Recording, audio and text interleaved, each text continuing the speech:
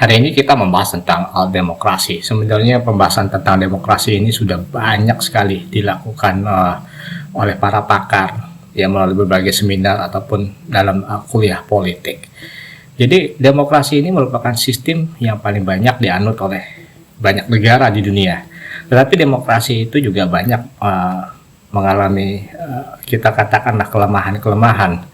Karena mantan Perdana Menteri Inggris Winston Churchill mengatakan demokrasi adalah pilihan yang terbaik dari yang terburuk. Jadi ini pilihan yang terbaik dari yang terburuk yang ada di dunia yang dikembangkan oleh manusia. Ya, tetapi demokrasi juga banyak memberikan wacana baru, eksperimen baru dan lain-lainnya. Jadi kita juga harus mengetahui bahwa demokrasi juga banyak mengalami masalah. Demokrasi juga mempunyai kelemahan-kelemahan ya. Tidak ada satupun negara di dunia yang bisa menjalankan demokrasi sebaik mungkin. Amerika yang juga merupakan negara pencetus demokrasi modern juga mengalami hal yang sama. Bahkan juga kita lihat di Amerika saat ini terjadi krisis demokrasi dengan lahirnya rasisme. Rasisme, ingat, di demokrasi itu dilarang, tetapi rasisme sekarang meningkat. Begitu juga di Inggris terjadi juga pergolakan politik internal dalam tubuh partai dan parlemen. Jadi demokrasi juga mengalami banyak masalah. Tapi ingat, kekuasaan demokrasi terbesar itu bukan di pemerintahan, tetapi di tangan rakyat. Mantan Presiden Amerika yang sangat terkenal, Abraham Lincoln, itu pernah mengatakan bahwa demokrasi itu dari rakyat untuk rakyat.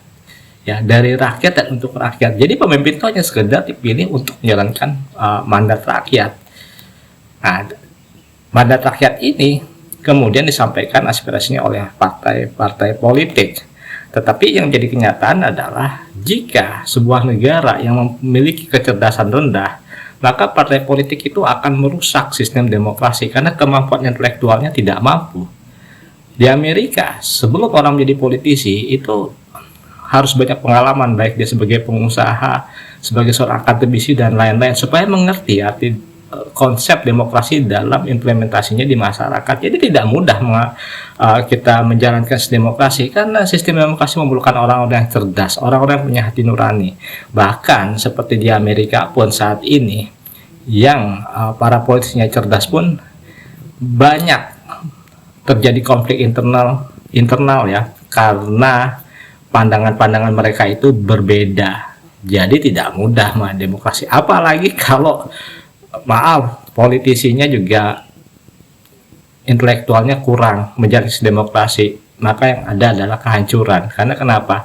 Mandat rakyat tidak bisa dijalankan, akhirnya terjadi demonstrasi besar-besaran dimanapun karena rakyat merasa tidak terpuaskan, kehidupan rakyat semakin menurun. Negara juga berjalan ya, bisa berjalan, tetapi terjadi banyak pergolakan politik.